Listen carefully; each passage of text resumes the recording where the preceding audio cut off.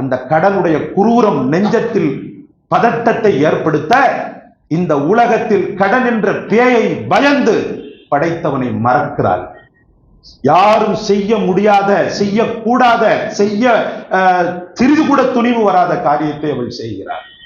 அந்த பிள்ளைகளை என்ன செய்கிறாள்? வலுக்கட்டாயமாக கதற கதற கதற அந்த கிணற்றில் தூக்கி வீசுகிறாள். தூக்கி வீசிய ஸ்பாட்டிலேயே தலையில் இது போன்றவைகளில் அடிபட்டு பிள்ளைகள் ஒன்றன் பின் ஒன்றாக மரணம் அடைகின்றன. அதற்கு பிறகு நிதானமாக லெட்டரை எழுதுறார். லெட்டரை எழுதி அந்த கிணத்துக்கு பக்கத்தில் இது அனைத்தையும், நான் சொன்ன விஷயங்கள் அனைத்தையும் அழகாக எழுதி, சரிதியை போல எழுதி, என்னென்ன பிரச்சனைன்றத அப்படி எழுதி ஒரு பெரிய கல்லை அந்த லெட்டர்ல வச்சுட்டு அவளும் குதித்து தற்கொலை செய்கிறாள். சகோதரர்களே, 4 உயிர்கள், ரப்பின் உயிர்கள், படைத்தவனால் படைக்கப்பட்ட 4 உயிர்கள் இந்த கடனால் காலாவதியாகி போனன. கண்ணியத்திற்குரியவர்களே, உலகத்தில் சில நிகழ்வுகள் உள்ளத்தின் அடி ஆழம் வரை சென்று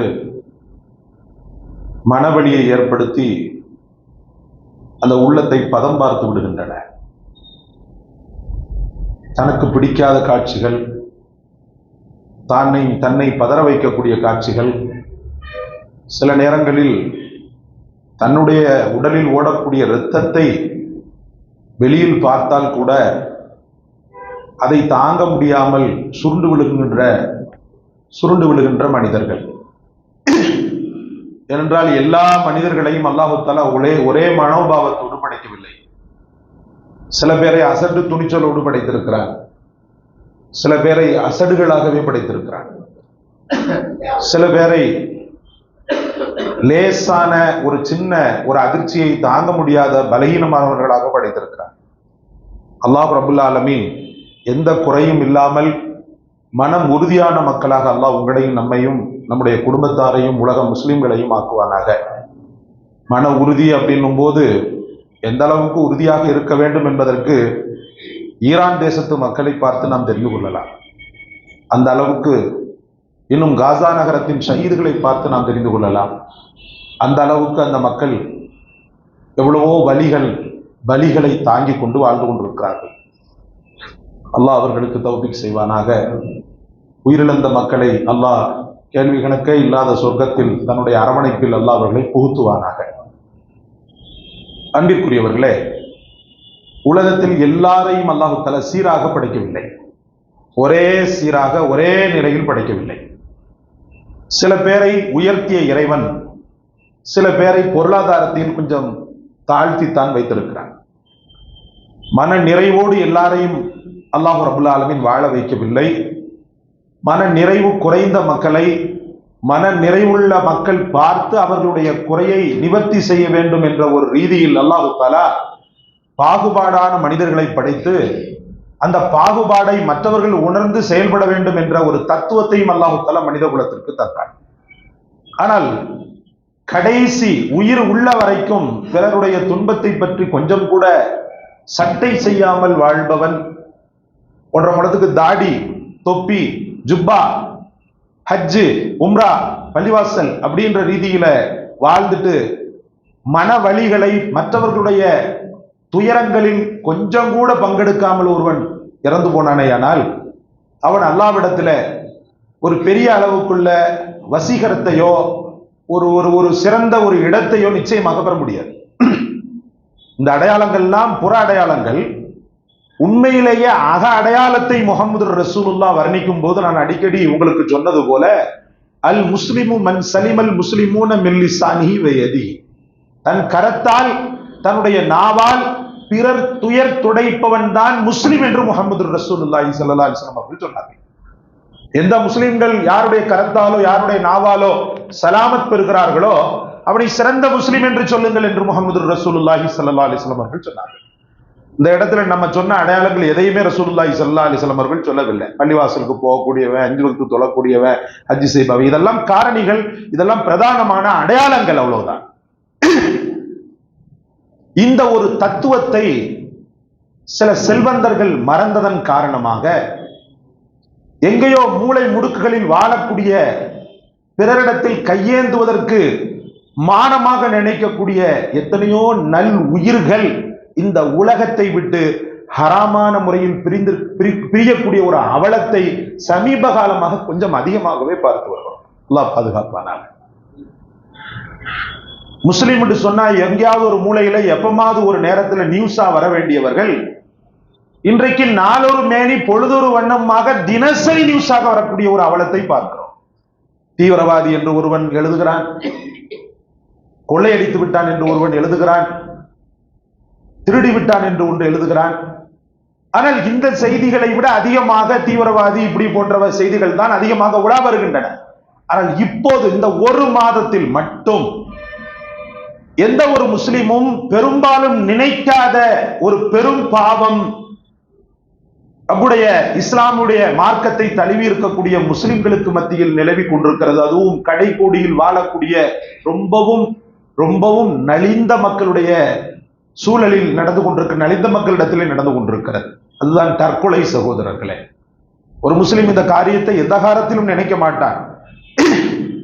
தன்னால் வாழ முடியவில்லை என்றால் பள்ளிவாசலுக்கு சென்று பிச்சை எடுத்தாவது வாழ்ந்து விடுவானே ஒழிய தற்கொலையை நினைக்கக்கூடிய முஸ்லிம்கள் நம்மில் அரிது. தெரியும், தற்கொலை செய்து விட்டால் இவ்வளவு பாரதூரமான பாவம், மீள முடியாத நரகம், அல்லாஹ்வுடைய கோபம், ரப்புடைய அதிருப்தியை பெற்ற நிலையில் நாளை ஆகரத்தில் சந்திக்கப்படுவோம் அப்படின்ற அந்த ஒரு தாற்பயத்தை உள்வாங்கி கொண்ட முஸ்லிம்கள் தற்கொலைக்கு இதுவரைக்கும் செல்லவில்லை.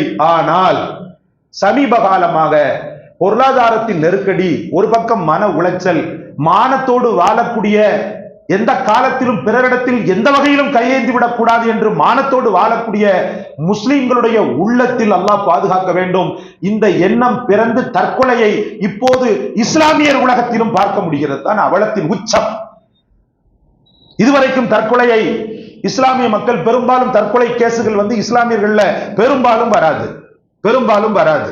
எங்கேயாவது அங்கொன்றும் இங்கொன்றுமாக வரக்கூடிய சூழலில் இந்த ஒரு மாதத்தில் இன்னும் ஒரு 10-15 நாட்களுக்குள்ளாகவே, இன்னும் நாம் அதிகமாக சொல்ல போனால் 15 நாட்களிலேயே 2 கேசுகள், தற்கொலை கேசுகளை பார்த்து மனம் பதறி வேதனைப்பட்டு இந்த சமூகம் எதை நோக்கி சென்று கொண்டிருக்கிறது? யாரை? அவங்கள நம்ம சொல்லல, அவங்கள ஒரு குற்றவாளியா நாம இது பண்ணாலும் அந்த குற்றத்துக்கு காரணமான இந்த செல்வந்தர்கள் சகோதரர்களே, இந்த செல்வந்தர்கள் 15 ஹஜ் பண்றான், 25 உம்ரா. அல்ஹம்துலில்லாஹ், அவருடைய உம்ரா, அவருடைய ஹஜ், அது அவருடைய அல்லாஹ்வுக்கும் அவருக்குமான ஆமால்கள். அதில் எந்த விதமான குறைபாடும் கிடையாது. அதில் எந்த விதமான குறை சொல்வதற்கு யாருக்கும் எந்த தகுதியும் இல்லை. நீ உம்ராக்கு போற காசை இப்படி கொடுத்தா என்ன, அப்படி கொடுத்தா என்ன என்று. ஆனால் இந்த மக்கள் கொஞ்சம் லேசாக உலகத்துல எப்படி மக்கள் வாழ்றாங்கன்றதை கொஞ்சம் பார்த்துத்தான் ஆக வேண்டும் என்பதையும் நாம் அவர்களுக்கு சொல்லியாக வேண்டிய கட்டாயத்தில் இருக்கிறோம் சகோதரர்களே. உலமாக்களால் சொல்லத்தான் முடியும். அல்ஹம்துலில்லாஹ், எத்தனையோ மக்கள் ஜகாத்தை வழங்குவதிலும் நலிந்த மக்களுக்கு தன்னாலான தொண்டுகள் செய்வதிலும் அல்ஹம்துலில்லாஹ் மிகுந்த அக்கறை உள்ளவர்கள் தான் இருக்கிறோம். ஆனால் என்ன ஒரு சின்ன குறை என்றால் தன்னிடத்தில் கேட்பவர்களுக்கு தான் கொடுக்கக்கூடிய அப்படின்ற ஒரு சூழ்நிலையில நம்ம வாழ்ந்துட்டோம். நம்மள்ட்ட கேட்கல இல்ல ஹஸ்ரத், யாருக்கு தெரியும் அவருக்கு கஷ்டம் அப்படின்ற மாதிரி போயிடுச்சு நம்முடைய நோக்கம். ஒரு காலம் இருந்தது, முஹம்மது ரசூலுல்லாஹ் ஜகாத்தை வைத்துக் கொண்டு ஊர் ஊராக சஹாபாக்களை அனுப்பி ஏழைகள் எங்கெல்லாம் இருக்கிறார்கள் என்பதை கண்டறிந்து கொடுத்து விட்டு வா அப்படின்னு சொல்லுவாங்க. நீ போய் தேடு அப்படின்னு சொல்லுவாங்க. மானமோல்ல எந்த ஒரு ஏழையும் வாசல்ல நிக்க மாட்டான். எல்லா ஏழைகளும் பிச்சை எடுக்கிறவங்களா? மானத்தோடு வாழக்கூடிய உலமாக்கள் இருக்கின்றனரே, உலமாக்கள் எங்கேயாவது பிச்சை எடுத்து பார்த்திருக்கிறீங்களா? எடுப்பான். எப்ப எடுப்பான் தெரியுமா? மதரசா பிள்ளைகளின் வயிற்றை நிரப்ப எடுப்பான். தன் வயிற்றை நிரப்புவதற்கு ஏதாவது உதவி செய்யுங்கள் என்று எந்த ஒரு ஆலிமாவது பிச்சை எடுத்து நீங்கள் பார்த்திருக்கிறீர்களா? பெரும்பாலும் பார்க்க முடியாது. அப்படி அவன் செய்தானே ஆனால் ஆலிம் என்ற அந்த தகுதியில் இருந்து இறங்கி விடுகிறான். அது அவனுக்கு தெரியும் என்பதற்காக அந்த வாசல் கிட்ட போக மாட்டான்.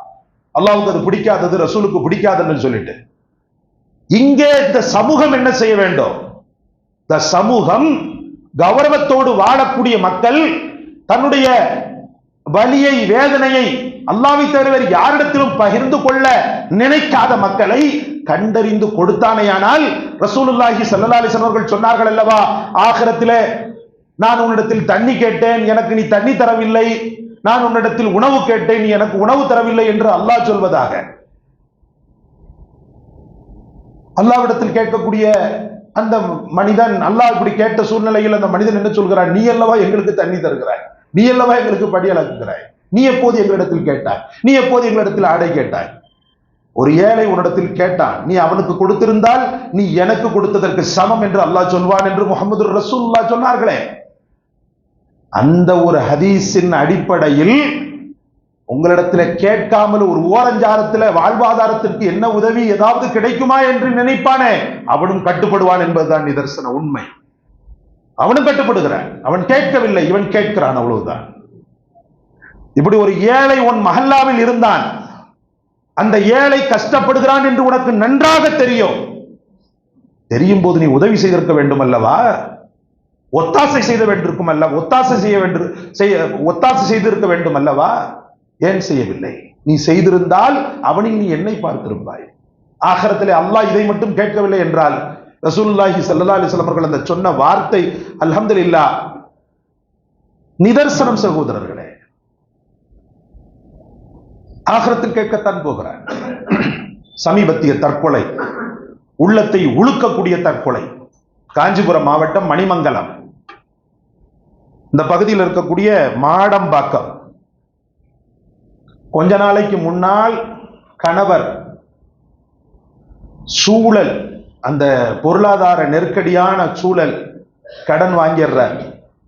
கடன் வாங்கினா அங்க இருக்கிறவங்க ஃபுல்லா அந்த கடனை கேட்டு டார்ச்சர் பண்ணி உலகத்துல நான் வாழ்ந்தாதானே என்ன போட்டு தொல்லை கொடுப்பேன் அந்த பைத்தியக்காரன் என்ன பண்றான்டா, பொண்டாட்டி பிள்ளைங்க 2-3 உயிர் இருக்குது, அந்த உயிருக்கு டார்ச்சர் வருமே என்ற அந்த கொஞ்சம் கூட சிந்தனை இல்லாமல் தற்கொலை செய்து கொள்கிறான்.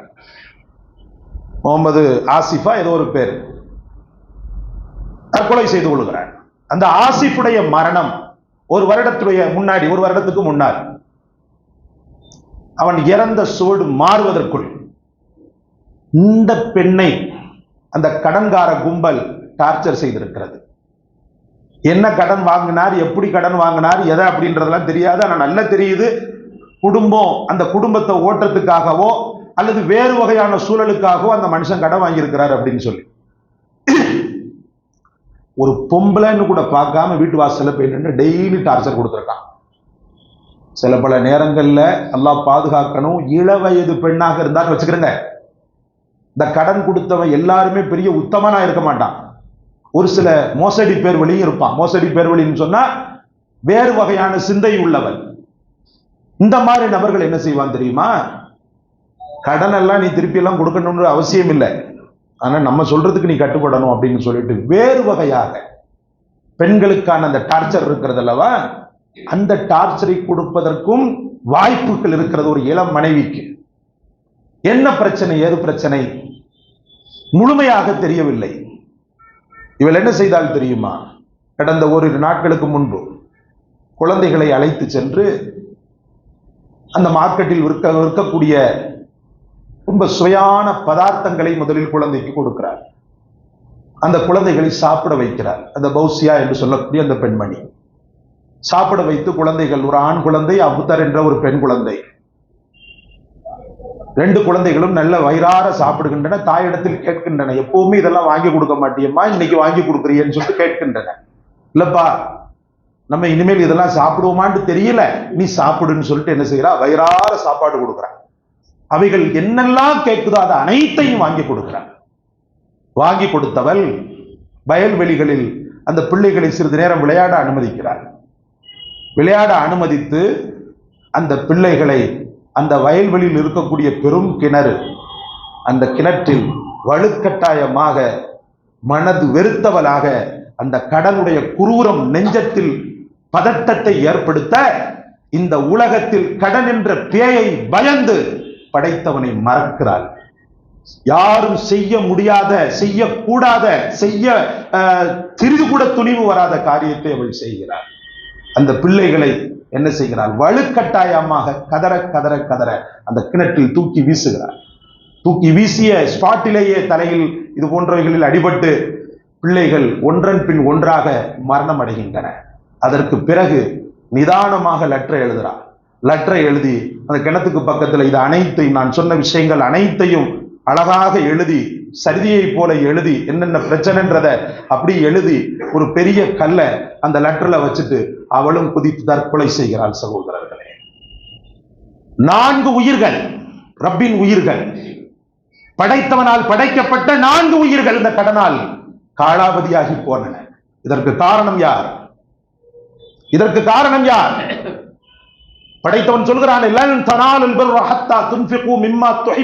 நீ எப்படி வாழணும்னு சொல்லி நினைச்சியோ, நீ எதை சாப்பிடணும்னு சொல்லி பிரியப்பட்டியோ அதை மத்தவனுக்கும் கொடுன்னு சொன்ன அந்த ரப்பல் ஆலமீன் குற்றவாளியா? நான் கேட்கிறேன். பொருளாதார ரீதியில் கஷ்டப்படக்கூடிய ஒரு ஏழைக்கு கடன் கொடுத்து உதவி, அவன் கடன் கஷ்டம் இதை பார்த்துவிட்டு தவணையை அதிகப்படுத்தி ஒவ்வொரு நாளும் ஒவ்வொரு பொழுதும் தவணை முடிகின்ற நேரம் வரைக்கும் அவன் தர்மம் செய்த கூலி அவனுக்கு கிடைக்கிறது. அந்த ஏழையின் நிலையை கருத்தில் கொண்டு ஒட்டுமொத்தமாக அந்த கடனை மன்னித்து விட்டால் ஆகிரத்தில் படைத்தவனின் அன்பையும் பாசத்தையும் பெற்று சொர்க்கத்தில் அந்த கடனை கொடுத்த செல்வந்தன் நுழைகிறான் என்று சொன்ன முகமது ரசூலுல்லாஹ் குற்றவாளியா? உங்கள் விஷயத்தில் நான் விடுகிறேன். இவன் குற்றவாளியா? அல்லது இப்படியெல்லாம் வாழ்த்தை சொல்லி பொருளாதார ரீதியில் கஷ்டப்பட்டவனுக்கு உதவி செய் என்று உத்வேகத்தை தொடர்ந்து செய்த முகமது ரசூலுல்லாஹ் குற்றவாளியா? அந்த காஞ்சிபுரம் மாவட்டம் எங்கே சென்றது? அந்த காஞ்சிபுரம் மாவட்டத்தினுடைய பெரும் பெரும் தலைகள் எங்கே போனார்கள்? இந்த 4 உயிர்களை காவு வாங்கிவிட்டு. ஷரியத்தில் தற்கொலை ஹராம் என்பது முழுமையாக தெரியும், எல்லோருக்கும் தெரியும். இதில் ஒரு ஆலிமுக்குத்தான் தெரிய வேண்டும், மற்றவர்களுக்கு தெரியவில்லை என்பதல்ல. தற்கொலை இஸ்லாத்தில் கூடாது என்பது பெரும்பாலான மக்கள் அனைவருக்கும் தெரியும். அப்போ ஒரு உயிர்களை, அதுவும் 2 இளம் தளிர்களை, வாழ வேண்டிய உயிர்களை அவள் கொலை செய்ய தூண்டியது, அவளை கொலை செய்ய தூண்டியது எது சகோதரர்களே? இந்த சமூகத்தின் புறக்கணிப்பு தானே. நான் வாழ்ந்தால் போதும், என் குடும்பம் வாழ்ந்தால் போதும், சுற்றி இருப்பதை பற்றி எனக்கு எந்த அக்கறையும் இல்லை என்ற அந்த சுயநல விரும்பிகளால் தானே சகோதரர்களே. பொருளாதாரத்தில் உச்சத்தை தொட்டவன் உச்சத்தை தொட்டுக்கொண்டே இருக்கிறான். பொருளாதாரத்தில் பின்தங்கியவன் ஆக இன்னும் பின்னுக்கு சென்று கொண்டே இருக்கிறான். அதான் உலக நியதியாக மாறிவிட்டது. முஹம்மது ரசூலுல்லாஹி ஸல்லல்லாஹு அலைஹி வஸல்லம் மஸ்ஜித் நபவியில் அடிக்கடி வந்து செல்கின்ற ஒரு ஜீவனை பார்க்கிறார்கள். அந்த நபர் வெறித்து வானத்தை பார்த்தவராக அழுது கொண்டே அந்த பள்ளிக்குள் இருப்பதை, விட்டத்தை பார்த்தவராக அழுது கொண்டே பள்ளியில் இருப்பதை அடிக்கடி பார்க்கிறார்கள். அடிக்கடி பார்த்துவிட்டு அவர்களாகவே சென்று, அவர் கேட்கல, ரசூலே சென்று, நீ ஏன் இப்படி கவலையாக இருக்கிறாய்? அடிக்கடி பள்ளியில் வந்து உட்கார்ந்து கொண்டு அழுது கொண்டிருக்கிறாயே, என்னன்னு சொல்லி கேட்கிறாங்க.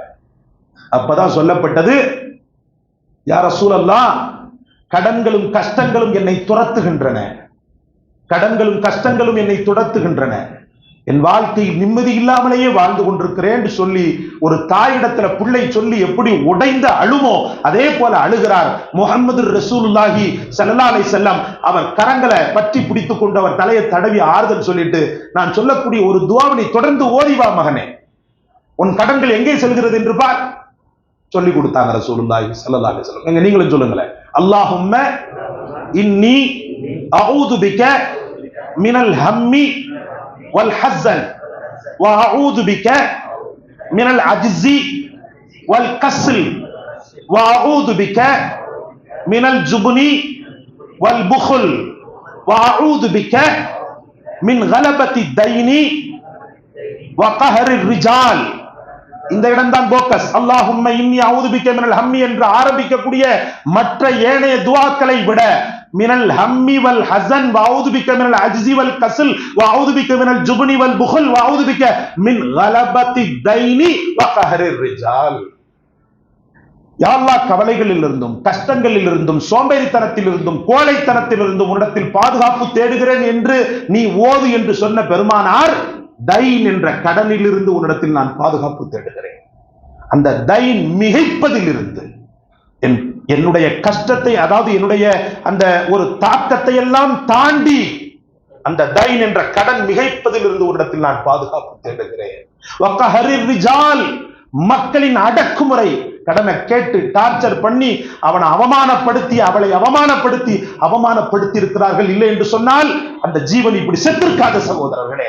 எப்படியாவது சிங்கிள் மதராக அந்த பிள்ளைகளை எப்படியாவது கொண்டு வந்திருப்பால். அந்த பாவிகள் செய்த அவமானத்தின் காரணமாக, அந்த பொருளாதார டார்ச்சரின் காரணமாக தன் இன்னுயிரையும் சேர்த்து, தன் இன்னுயிரோடு சேர்த்து வாழ வேண்டிய அந்த 2 மலர்களையும் கசக்கி எறிந்தார். இந்த குற்றம் சாதாரணமான குற்றமா? அந்த இருக்கக்கூடியவனுங்கள் தான் அந்த மஹல்லால பெரிய தலைகள் என்று சொல்கிறார்கள் அல்லவா, மணிமங்கலம் இது போன்ற அந்த பகுதிகளில் இருக்கக்கூடிய பெரும் தலைகளுக்கு சாதாரணமான இது குற்றமாக இருக்குமா? நாளை ஆகிரத்துல இந்த 4 உயிர்களுக்கு முன்னால் இவர்களை வைத்து அல்லாஹ் ரப்பல் ஆலமீன் பஞ்சம் தீர்ப்பான் என்பதில் எந்த விதமான சந்தேகமும் கிடையாது. இந்த கடன் வாங்க கூடியவர்களும் கொஞ்சம் லேசாக யோசனை செய்து, வாழ்வாதாரத்துக்காக ரசூலுல்லாஹ் கடன் வாங்க சொன்னாங்க. வாழ்க்கையில வேற வழி இல்லைன்னு சொன்னா கடன் வாங்க சொன்னாங்க. அவசியம் சொன்னா கடன் வாங்க சொன்னாங்க. ஆனா கடன்களை பெரும்பாலும் எப்படி மக்கள் வாங்கிட்டு இருக்காங்கடா, அனாவசியத்துக்காக வாங்குறாங்க.